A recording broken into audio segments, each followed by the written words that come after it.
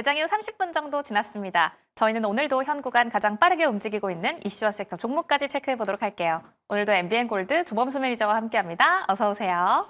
안녕하십니까. 반갑습니다. 저희 이슈 바로 들어가 볼게요. 첫 번째 이슈는 카카오와 네이버 엇갈린 흐름 보이고 있는 가운데 한번 분석해 보도록 하겠습니다.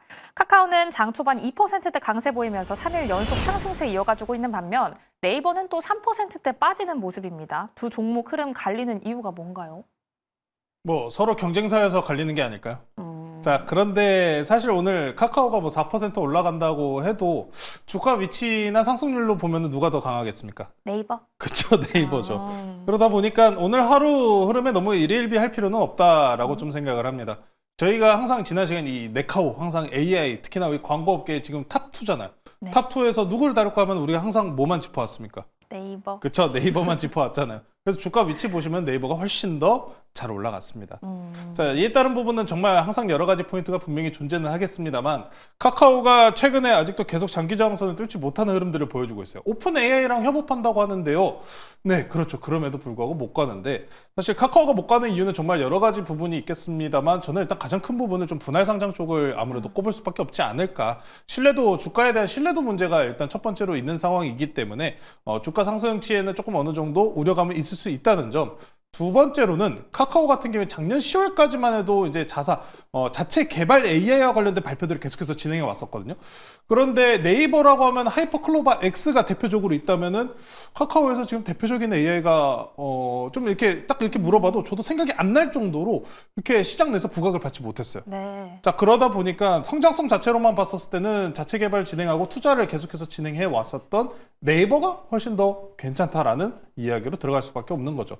카카오 주가도 물론 저렴한 건 사실입니다. 저렴한 건 사실이지만 이 두 개의 주 공통점은 광고 관련주다. 4분기 광고 성수철을 맞아가지고 이번에 실적에 대한 기대감들 이제 명확하게 이제 보여주면서 주가 흐름까지 보여주는 상황인데 그럼에도 불구하고 제 탑픽은 아마 네이버, 카카오 둘 중 하나 고르라고 한다면은 네이버가 되지 않을까 싶습니다.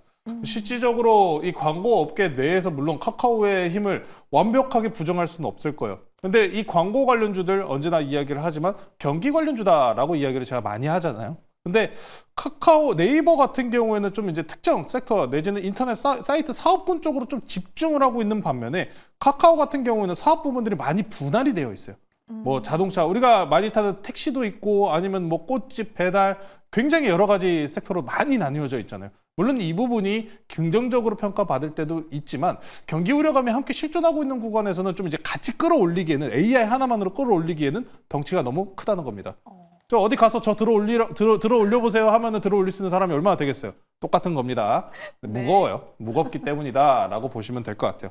그래서 최근에 네이버 주가 차트 한번 보면서 이야기 나눌게요. 네이버도 오늘 장에 조금 눌립니다. 눌려요. 2월 7일 고가 찍은 이후에 단기적으로 좀 눌리고 있지만 하지만 딱 주가 차트 보시면 어때요? 추세를 나오나요? 안 나옵니다.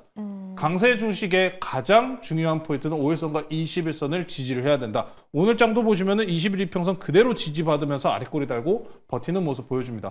지난 2월 7일 고가 충분하게 넘을 가능성도 존재를 하고 오히려 경쟁사가 더 부각받을수면 부각받을수록 성장 모멘텀이 더 크게 책정되지 않을까. 그리고 카카오 같은 경우에는 한번 돌파 시도할 확률 같은 경우에는 카카오 그룹주들 이제 주가들 보시면은 이 최근에 특히나 반등이 앞선 구간에서 강하게 나왔었던 구간들 보시면은 정치적으로 엮였을 때, 내지는 정권이 바뀌었을 때 그때 급등이 나왔었던 이력이 있기 때문에 좀 카카오 같은 경우는 이런 이외적인 상승분 가능성까지 좀 염두를 해 두시고 대응하시면 좋을 것 같습니다. 네, 네이버, 카카오 함께 다뤄봤습니다. 들으면서 생각해봤는데 카카오 AI 이름이 카나나였나요? 조금 생각하고 기억이 나는 것 같아요. 카나나요? 예, 기억해 두겠습니다. 네. 네, 조금 생각하고 나서 기억이 나는 것 같은데 오늘도 둘 중에는 네이버에 한번 집중해 보도록 하겠고요. 카카오도 더 잘 가주길 바라보겠습니다. 두 번째 이슈 넘어가 볼게요. 유튜브 댓글로 함께 이어가 보겠습니다. 천둥님이 한화그룹은 오늘 흐름이 어떨까요? 라고 남겨주셨는데요. 올 들어 가장 큰 폭으로 시총이 불어난 한화그룹주 무려 77% 넘게 올랐다고 합니다. 이렇게 최근 주가가 올랐지만 아직도 저평가 매력이 있다면서 목표 주가 상향 리포트도 나오고 있는데 한화그룹주는 어떻게 보세요? 더 가야죠. 더 가야 됩니다. 더 가야 된다라는 얘기를 드리는 게 사실상 하나그룹주 이게 우리가 가을 야구 1등만 못했지 주가는 1등했다 얘기를 계속 농담식으로 하는데 네. 네, 주가 계속해서 아마 1등을 좀 유지해야 되는 섹터지 않을까 싶습니다. 물론 단기적으로 주가 자체가 과열 구간에 넘어섰기 때문에 이격도를 많이 벌린 모습이 분명하게 체크가 됩니다만 그럼에도 그럼 단기 조정 내지는 기간 조정 형태가 보여주면은 계속적인 매집 구간으로 확인할 필요가 있다는 거죠. 자, 뭐 이제 하나 에어로스페이스 같은 경우에는 방산 아니면 우주 항공 그냥 전반적으로 좋은데 우리나라에서 또 추가적인 이야기가 나왔어요. 군함입니다. 군함. 그러니까 조선업계 LNG 섹터도 좋고 방산 우주항공 전체적으로 보면은 미국 수혜 쪽이잖아요. 근데 최근에 이제 미국 국방장관이 3월 달에 한국 조선소를 찾는다고 합니다. 여기 찾으면 어디로 갈까요? 특히나 우리나라에서 원팀이라고 이야기하면서 HD 현대랑 하나그룹주가 원팀으로 일단 첫 번째로 캐나다 군함 시장에 진출을 했습니다. 이쪽 시장도 자금이 엄청나요. 7천억 달러 이상입니다. 조단이에요. 군함 시장, 특히나 방산 시장의 캐파가 어마무시한데 여기서 지금 보시면은 우러 전쟁 지금 뭐 휴전 이야기가 나오잖아요. 네. 휴전 이야기 나오는데 어떻습니까? 군비 증강으로 넘어갔잖아요. 오히려 군비 증강 섹터가 그러면 지금 늦지 않는다는 거예요. 저희가 그래서 앞서가지고 추천드렸었던 종목 하나 있잖아요. 네, 한국항공우주. 한국항공우주 일단 먼저 좀 체크해보고 넘어갈게요. 네. 한국항공우주 같은 경우에도 보시면은 시장 앞선 구간에서 수주 건수 취소 나오고 인도네시아가 뒤통수 치고 보잉에서도 뭐 노조 파업까지 뭐 여러 가지 악재들이 있었어요. 그러다 보니까 주가 자체가 다른 방산주들에 비해서 못 갔지만 이거 한국항공우주에 대해서 이렇게 얘기하시는 분들도 있습니다. 유인이지 않습니까? 유인은 요새 시장 트렌드가 아니다. 하지만 어떻죠? 올라갑니다. 네. 무인이 트렌드이긴 하지만 유인 같은 경우에도 지금 결국에 수출 향이 확대되고 있는 방산주의 강세 섹터라는 거죠.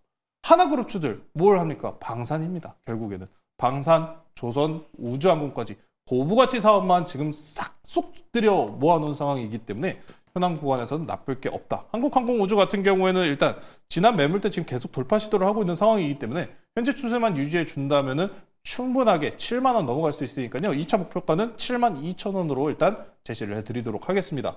자, 그럼 다시 하나로 넘어갈게요. 하나 에어로스페이스 한번 볼게요. 네. 하나 에어로스페이스 보시면은 오늘 장 중에 일부 가격 조정 나옵니다. 네, 그러면은 좋은 기회인 거예요.